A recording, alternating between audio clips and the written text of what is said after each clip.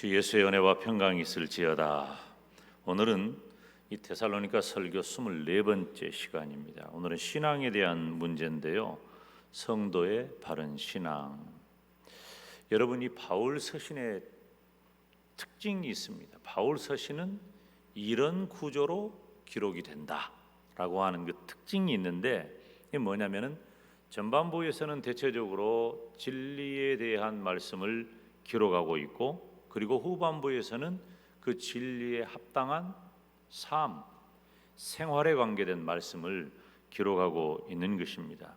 이 데살로니가 전서 4장도 바로 실생활에 대한 교훈을 기록하고 있는데요.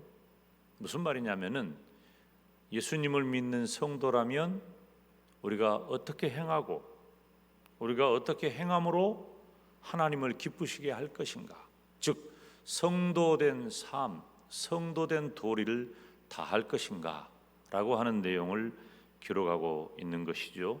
오늘 본문이 조금 길지만 세 가지 정도 우리들이 말씀을 한번 살피면서 은혜 받기를 원합니다. 첫째, 바울의 신앙을 지도하는 그런 방법이 어떠한가. 우리가 1절, 2절 말씀을 우리가 다 같이 읽습니다. 시작. 정말로 형제들아, 우리가 주 예수 안에서 너희에게 구하고 권면하노니 너희가 마땅히 어떻게 행하며 하나님께 기쁘시게 할 것을 우리에게 받았으니 곧 너희 행하는 바라. 더욱 힘쓰라. 우리가 주 예수로 말미암아 너희에게 무슨 명령으로 준 것을 너희가 아느니라. 아멘. 자, 여기 바울이 성도들의 바른 신앙을 위해서 어떤 형태로 성도들의 신앙을 지도했느냐 하는 것이죠. 그것은 첫째로 구했다 그랬어요. 성도들의 바른 신앙을 위해서 기도하는 거예요. 1단계죠. 기도하는 거예요. 이 데살로니가 교회 성도들은 제가 몇 번이고 말씀을 드렸지만은 지금부터 2000년 전 초대교회 성도들은 예수님을 믿는 것 자체가 힘든 거예요.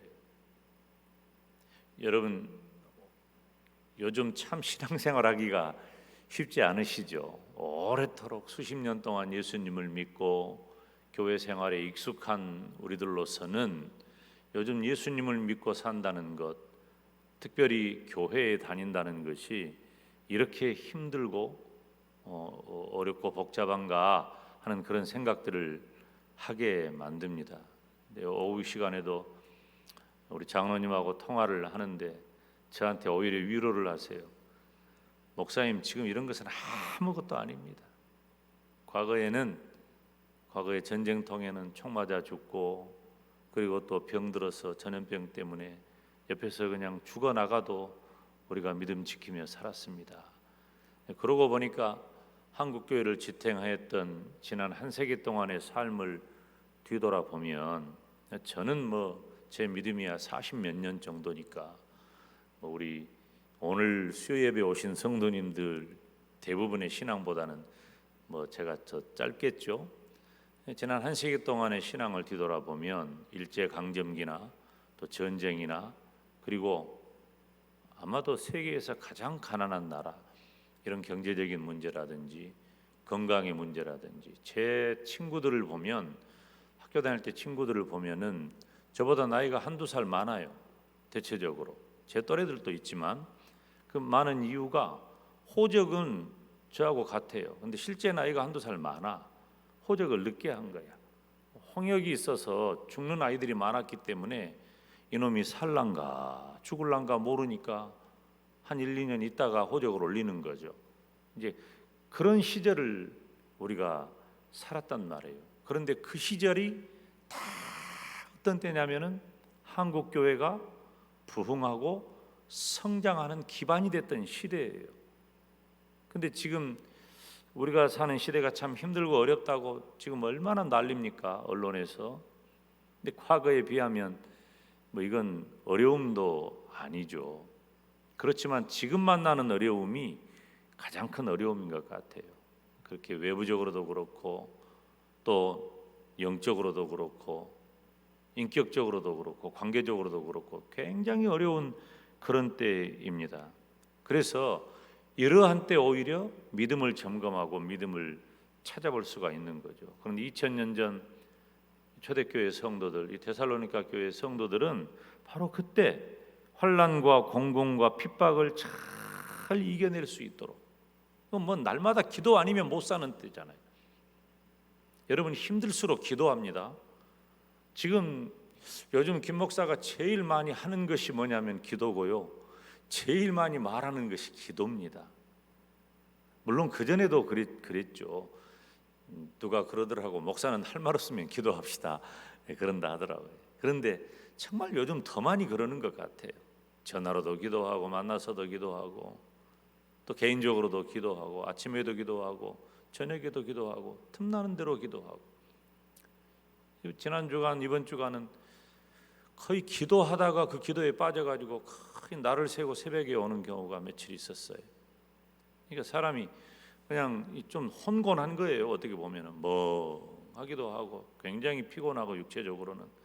그런데 오히려 기도하니까 또 하나님께서 기도하는 자에게 은혜를 주셔서 더 많이 생각나게 하시고. 여러분 어떻습니까? 초대교회 성도들이 그렇게 어려우니까 하나님도 찾는 거예요. 바울 사도가 그렇게 환난이라든지 공공이라든지 핍박을 이겨낼 수 있도록 견고한 믿음을 위해서 기도한 것입니다. 사랑하는 여러분, 사실 우리 믿음이라고 하는 것은 어떤 의미에서 기도가 모든 것이에요. 제가 여러분들에게 믿음에 대한 점검을 할 때 절대로 빼지 말아야 할 게 뭐냐면 기도하고 계신가요? 라고 하는 거예요. 지금도 여러분에게 묻습니다. 여러분 기도하고 계십니까? 기도해야 돼요. 기도가 모든 것이에요.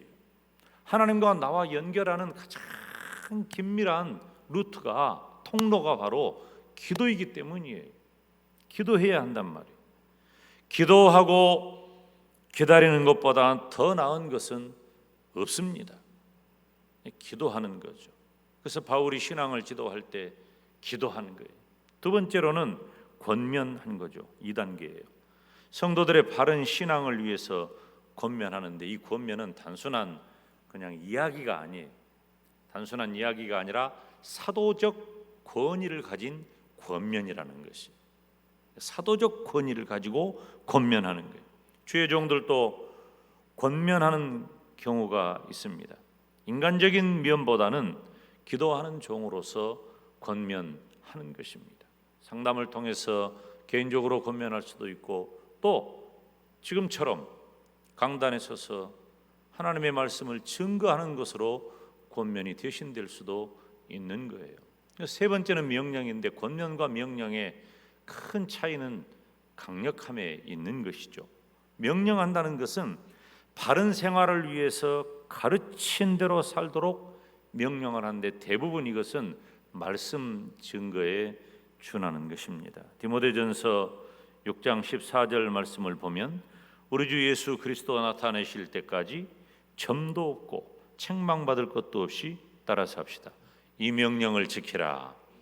이 명령을 지키라. 여러분이 명령이 뭐예요? 명령은 굉장히 강력하고 권위 있는 말이에요. 왜 그래요? 이 명령이라는 단어가 어떨 때 쓰여지냐면은 군사적인 용어입니다. 군대에서는 명령은 상명하복이에요. 명령을 하면 뭐 묻지도 말고 따지지도 말아야 돼요. 명령을 불복종하게 되면은 그것은 군대에서 아주 심한 죄에 해당합니다. 군대는 상명하복 체계예요. 명령하면 지키는 거예요. 지금 바울 사도가 데살로니가 교회 성도들이 바른 신앙을 갖기 위해 지도할 때 바로 그 군사적인 용어를 사용하고 있는 거예요. 이 시대에도 죄 종들이 성도들에게 명령하면 지켜야 돼요. 그걸 순종이라고 표현해요. 복종까지 해야 된단 말이에요. 교회 안에서도 그런 구조가 들어 있어요. 교회 안에 여러 직분자들이 있어요. 여러 직분자들이 있는데, 특별히 교회 안에 장로님, 안수 집사님, 권사님, 서리 집사님, 교사, 뭐 이런 여러 가지 직분자들이 있는데 임직을 통해서 직분을 세우는 중직자는 장로, 집사, 권사죠. 그런데 집사와 권사를 임직할 때 성도 여러분들이 서약을 해요. 서약을 받습니다. 장로도 마찬가지예요. 근데 장로와 집사, 권사가 서약할 때 다른 게 있어요. 장로가 이렇게 하겠다라고 장로에게, 임직자에게 묻고 성도들에게 또 물어요. 성도들에게 물을 때, 장로 임직할 때 묻는 게 권사, 안수 집사에게 없는 단어가 한 가지가 있는데 복종하겠느냐라고 하는 거예요. 그래서 교회가 목사와 장로로 이루어진 당회가 결의한 일이 그렇게 중요하고 의미가 있는 것은 바로 그 단어예요. 당회가 결의하고 기도하고 결의한 일에 대해서는 성도가 복종의 의무를 가지고 있는 거예요. 왜? 여러분들이 투표해서 뽑았다고 다 장로가 된 건 아니에요. 임직을 해야 되잖아요. 근데 임직하는 과정에서 여러분들, 우리가 투표하고 그동안 준비해서 너희가 시치를 하고 준비해서 세운 장로에 대해서는 우리가 앞으로 복종하겠습니다 라고 서약을 하는 것이죠. 그런데 여기서 말하는 명령이라고 하는 그 명령에 복종한다라고 하는 것은 그런 정도 수준이 아니에요. 인간적인 면이 아니란 말이에요. 바울이 그리스도의 권위를 가지고 성도들에게 명령을 하는데 이것은 일방적인 명령이에요. 죄종으로서 명령을 할 때 일방적인 게, 쌍방이 아니에요. 죄종은 명령하고 성도들은 순종하는 것이죠. 이것을 자칫 오해하게 되면은 목사의 어떤 무슨 권위를 세우거나 목사가 자기 입장을 내세우는 그런 형태로 역기능적인 상황이 생길 수 있어요. 철저하게 이 부분은 뭐냐면, 죄종은 자기 생각을 말하거나 통일을 구하는 게 아니에요. 오직 하나님의 말씀으로 명령하는 거예요. 그래서 죄종이 되려고 하는, 목사가 되려고 하는 자는 성경을 잘 공부하고 학문적인 이해뿐만 아니라 이 성경이 가지고 있는 영적인 의미를 잘 준비해서 성도들에게 하나님의 말씀을, 하나님의 뜻을 전달하는 거예요. 그럴 때에 이것이 명령이라고 하는 단어, 군사적인 단어로 사용되어지고, 죄종이 이렇게 하나님의 말씀을 증거할 때 성도들은 하나님의 명령으로 받아들여 복종, 순종해야 한다는 것입니다. 그래서 우리가 설교를 할 때 성도들에게, 제가 여러분들에게 설교할 때 그런 단어 쓰던가요? 나는 이렇게 생각하는데 여러분은 어떻게 생각하십니까? 이건 설교가 아니에요. 설교는 선포란 말이에요. 설교는 하나님의 말씀을 선포하는 거예요. 동의를 구하는 게 아니에요. 성도 여러분이 동의를 구하는 게 아니라 일방적으로 명령하고 성도들은 순종하는 것이 바로 하나님의 말씀을 대하는 죄종과 성도의 태도라고 하는 거예요. 성도의 자세는 하나님의 말씀에 순종하는 것입니다. 그래서 바울의 신앙 지도 방법을 통해 보면은 첫째 기도하고, 둘째 권면하고, 셋째 명령하는데 이 모든 것들이 다 기도와 말씀을 통해서 이루어진 것이다. 저와 여러분이 하나님의 말씀에 군사적인 용어의 명령으로서 순종하는 우리 모두가 되시기를 주님의 이름으로 축원합니다. 그리고 두 번째는, 성도의 바른 신앙의 두 번째 문제는 뭐냐면은 성적인 문제에 대해서 우리는 어떤 신앙적인 자세를 가져야 할 것인가. 3절부터 6절까지 우리가 한번 다 같이 읽습니다. 시작. 하나님의 뜻은 이것이니 너희의 거룩함이라. 곧 음란을 버리고 각각 거룩함과 존귀함으로 자기의 안에 취할 줄을 알고, 하나님을 모르는 이방인과 같이 세욕을 좇지 말고 이 일의 분수를 넘어서 형제를 해하지 말라. 이는 우리가 너희에게 미리 말하고 증거한 것과 같이 이 모든 일에 주께서 신원하여 주심이니라. 아멘. 자, 거기 이 중간의 말씀을 보면 하나님을 모르는 이방인과 같이 세욕을 좇지 말아라 그랬어요. 그러면 여기서 하나님을 모르는 이방인들은 다 어떻게 살았다는 거예요? 세욕을 따라 살았다는 거예요. 이것은 그때 당시 시대적인 상황과 종교적 배경에 근거한 거예요. 그래서 그때 당시에는 이제 자기의 각각의 섬기는 그 신들에게 제사를 지내고 제사를 드리는 모든 형태가 대부분 다 무엇으로 끝납니까? 음란한 행위를 하는 것으로, 이제 어떻게 보면은 이 음란한 파티를 하는 거죠. 그렇게 하는 것으로 종교적인 어떤 제사 행위를 이제 정리를 했단 말이에요. 그렇기 때문에 그때 당시는 이 성적인 타락이라고 하는 것은 우리 기독교 시각으로 볼 때 심각한 것이었지, 그 시대적인 상황, 종교적인 상황으로 보면 그들은 일반적인 그 문화 형태였어요. 그런데 예수님을 믿으니까 그러면 안 되게 된 거예요. 기독교 신앙을 구약부터 시작해 가지고 기독교 신앙을 전달받은 성도들은 우리가 하나님을 모르는 이방인들이 세욕을 좇는 것처럼 살면은 안 되는구나. 어떻게 살아야 할까?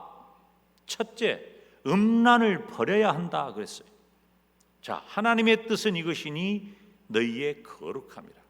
거룩이라는 단어는 깨끗하다는 말이라 그랬죠. 깨끗하게 살아야 한다. 어떻게 해야 깨끗하게 사느냐? 음란을 버려라. 즉 간음죄를 버리라고 하는 거예요. 간음죄를 버리라고 하는 말이 세욕을 따라 살지 말라는 거예요.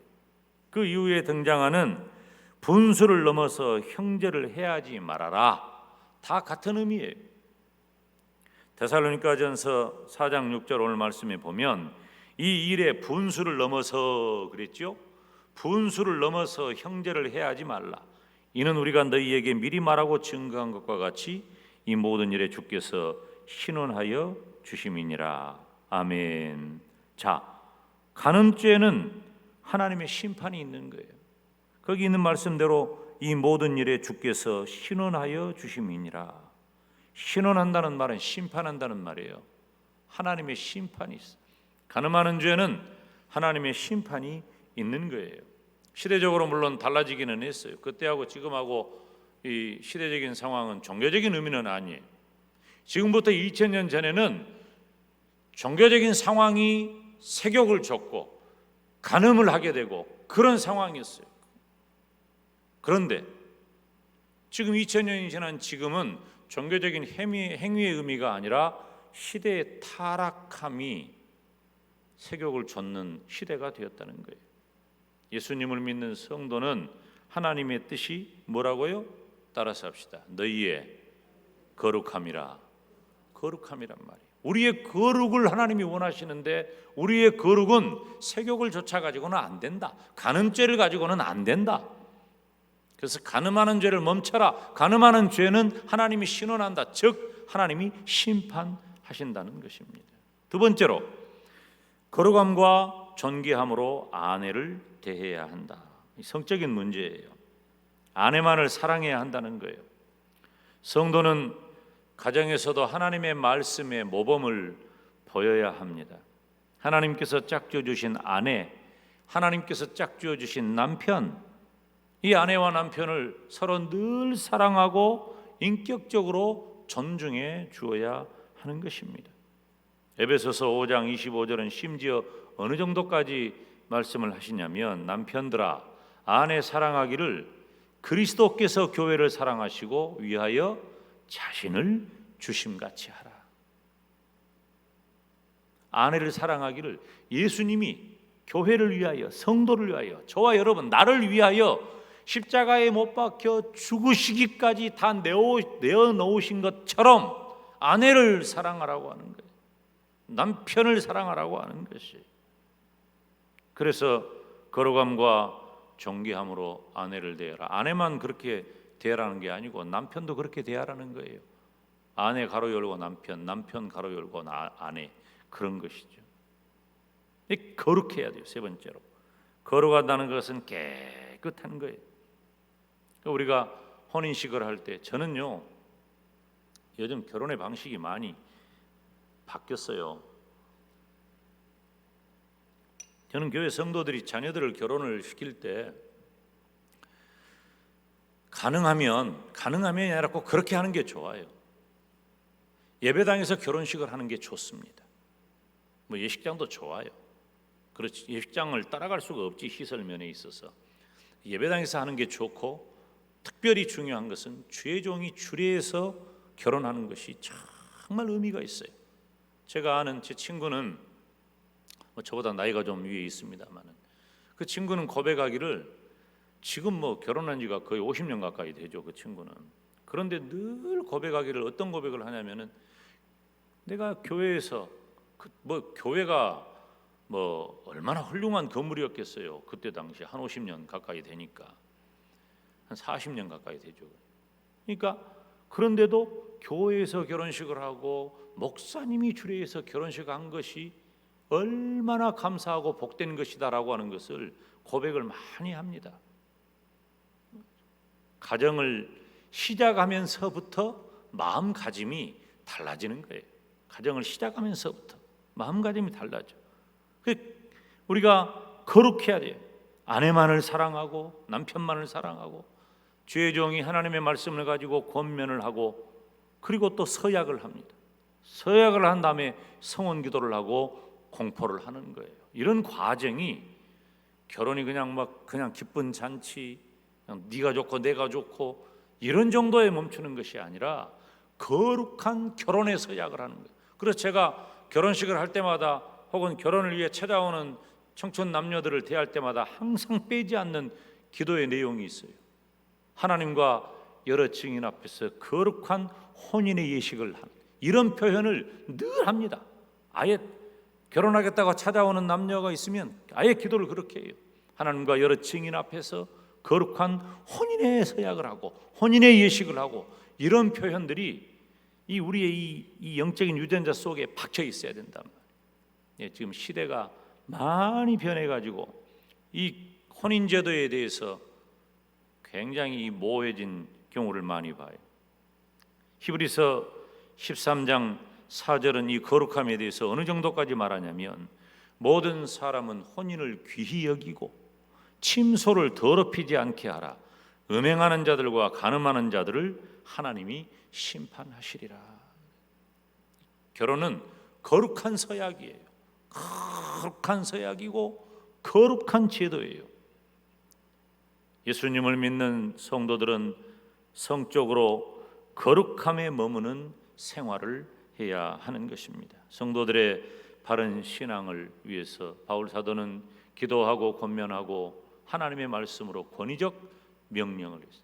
우리도 그 시대에 살아가고 있는 거예요. 옛날 얘기가 아니에요. 여러분, 신앙은 시대적인 문화적인 옷을 바꿔 입기는 해도 원리는 변하지 않아요. 원리는. 그래서 설교자가 가지고 있는 어떤 재능과 은사와 사명에 따라 설교의 패턴이 바뀌고 설교하는 방식이 바뀔 뿐이지, 진리 그 자체의 내용은 변하지 않는단 말이에요. 바울이 그렇게 신앙을 지도했던 것처럼 지금 이 시대도 마찬가지. 성적으로도 지금부터 2000년 전하고 지금하고는 이 세욕을 좇고 간음을 하는 그 차원은 달라졌어요. 그렇지만 분명한 건 뭐예요? 가정을 소중히 여기고 침소를 더럽히지 말고 거룩한 생활을 해야 한다 하는 것이죠. 세 번째로 성도들의 바른 신앙은 형제에 대한 거예요. 형제에 대한 바른 신앙이에요. 형제에 대한 바른 신앙은 두 가지 차원에서 살피는데, 먼저 우리가 해야 할 것은 따라서 합시다. 서로 사랑하라. 서로 사랑해야 돼요.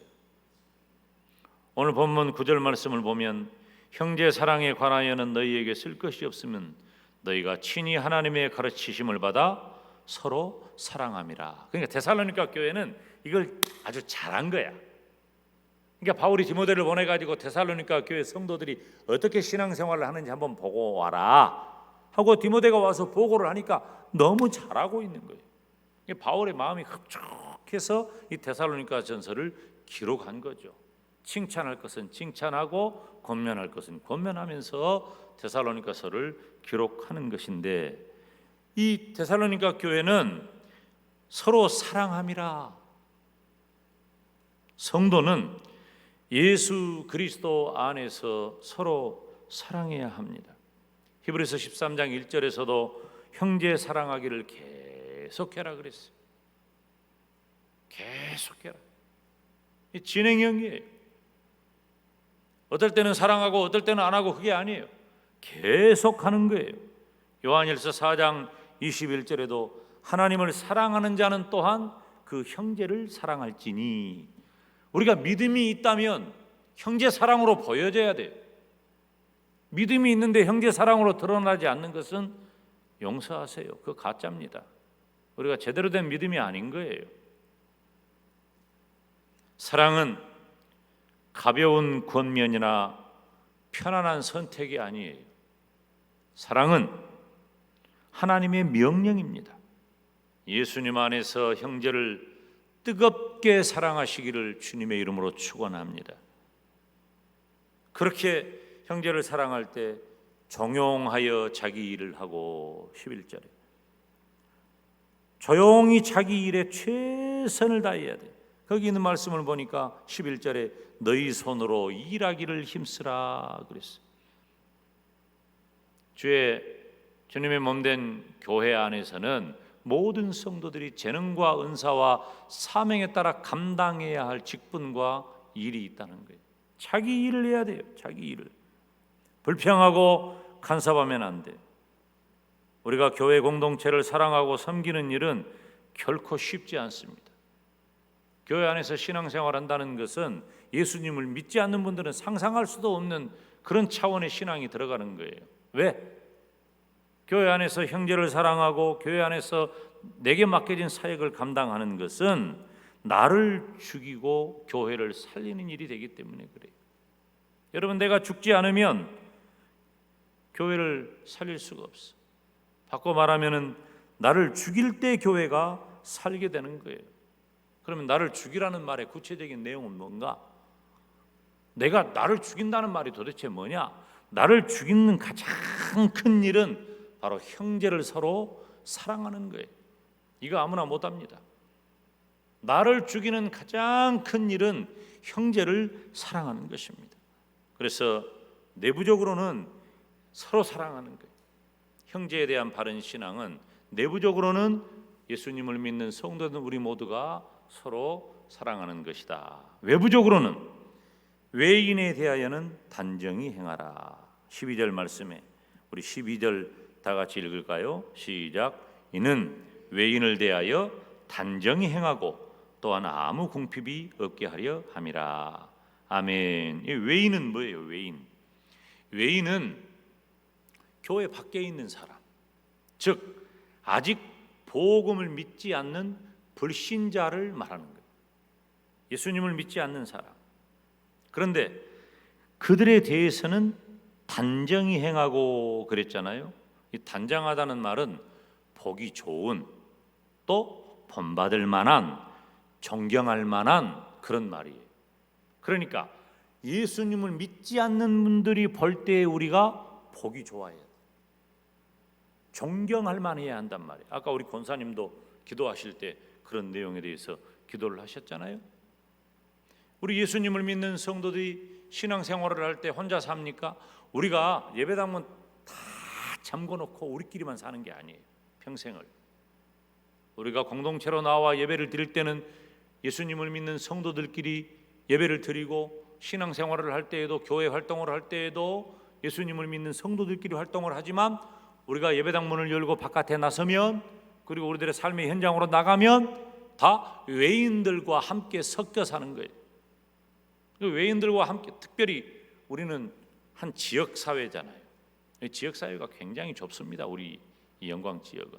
그렇기 때문에 누가 누군지 몇십 년 동안 같이 생활하는 공간이기 때문에 다 안단 말이에요. 아, 저분은 교회 다닌다, 저분은 교회 장로님이야, 집사님이야, 권사님이야, 다 안단 말이에요. 우리 교회 안 다니는 분들도 내가 지나가면 내가 목사인 줄 다 알아요 이제. 그런데 그분들이 볼 때 보기 좋은, 그분들이 볼 때 존경할 만한, 이것이 바로 단정히 행하는 것입니다. 교회 안에서도 나를 죽이고 교회를 살게 하는 형제 사랑이 쉬운 일은 아니에요. 굉장히 어려운 일이에요. 근데 외적으로도 불신자들에게 존경을 받을 만한 생활을 한다는 것은 쉬운 일이 아닙니다. 그래야 전도의 문이 열리고 하나님이 기뻐하시기 때문이에요. 여러분, 전도의 문이 열리는 것 얼마나 어렵습니까? 요즘 정말 한국 교회가 위기고 어렵단 말을 뭐 때문에 해요? 교회가 모범이 되지 못하니까 그런 거예요. 교회가 지금 이 어려운 상황에 지금 여러분 보세요. 전들 왜 우리 교회 식구들 그냥 막 빠짐없이 전화하고 신방하고 교회 안 오냐고 해가지고 예배당 꽉꽉 채워가지고 지금 더 뜨겁게 기도하고 더 뜨겁게 찬양하고 말씀 속에 말씀을 증거하고 그런 마음이 어찌 없겠어요? 애가 탈 정도지, 아플 정도요 그냥. 그렇지만 이렇게 방역 수칙을 교회가 모범적으로 먼저 잘 지키고, 혹시 저는 언제나 먼저 묻습니다. 우리 교역자들하고 이야기를 할 때에도, 회의를 할 때에도 항상 우리가 어떻게 해야 되겠냐, 지금 어떻게 돌아가고 있느냐. 그러니까 뉴스에 민감한 거예요. 그래서 지금 서울 경기 지역은, 광주 지역은, 전남 지역은 지금 몇 단계냐, 어떻게 해야 되냐, 그리고 물어봐요. 또 먼저 물어봐요. 그래서 우리 교회가 혹여라도 우리 지역사회에 있어서 조금이라도 문제가 되지 않도록, 사실은 이것도 지금 이렇게 예배를 드리는 것도 어떻게 보면은 조마조마한 면이 없지는 않아요. 우리가 하나님 앞에 예배를 드리는 이 부분이 최선을 다해야 되기 때문에 이렇게 하지만은, 제가 우리 장로님들하고 교역자들하고 얘기할 때 그랬다니까, 이거 우리하고 아무 상관없이 잘못도, 이게 무슨 잘못이 아니야. 그냥 누가 지나가 버리기만 해도 난리가 나니까 지금은. 그런데 지금 제가 가능하면은 비판하고 비난하지 않습니다만은, 지금 한국 교회 전도에 엄청난 위기를 교회가 자초하고 있잖아요. 어떤 의미에서 지금 우리 교회도, 우리 지역사회에서 이렇게 예배를 드리는 일도 마음이 한편으로는 무거운 게 뭐냐면, 우리가 하나님 앞에 예배하는 일은 힘쓰고 애써야 되지만 혹여라도 이것이 우리 지역민들에게 혹여라도 전도의 문이 닫히는 계기가 되지 않을까 하는 그런 마음이 막 두근두근하고, 그것을 위해서 기도하다가 보면은 뜬 눈으로 밤을 새우고 새벽기도 올 때가 몇 차례 있었단 말이에요. 성도들 개인적인 신앙도 마찬가지고 교회가 해야 할 일도 마찬가지고. 그래서 담임 목사가 늘 마음에 두는 것이 항상 지역사회, 우리 지역사회의 교회가 어떤 모습으로 서야 될 것인가 하는 것을 늘 기도하고, 가능하면 우리 지역의 하나님의 영광을 위해서 해야 할 일들을 교류하면서, 교통하면서, 소통하면서 감당하려고 하는 것이죠. 사랑하는 여러분, 우리가 지금 복음의 문이 활짝 열릴 수 있도록, 전도의 문이 활짝 열릴 수 있도록 저와 여러분이 내부적으로는 형제 사랑을 뜨겁게 하고 외부적으로는 단정히 행하여 보기 좋고 존경할 만한 성도와 교회가 되어서 지금 이 어려운 시절에 예수 그리스도의 복음에 참 증인되는 바른 신앙을 가진 교회와 성도가 되시기를 주님의 이름으로 축원합니다. 기도하겠습니다. 거룩하신 아버지 하나님, 오늘 성도들의 바른 신앙에 대해서 어떻게 권면하고, 또 성적으로 어떻게 생활을 하고, 또 성도들이 교회 안과 밖에서 어떤 믿음을 가지고 살아야 할 것인가를 살펴보았습니다. 데살로니가 교회가 이 일에 매우 모범되었던 것처럼 우리 영광대교의 모든 성도들도 전도의 문을 활짝 여는 모범적인 믿음의 사람이 되게 하여 주옵소서. 예수님의 이름으로 기도하옵나이다. 아멘. 축도하고 자유롭게 기도하고 돌아가겠습니다.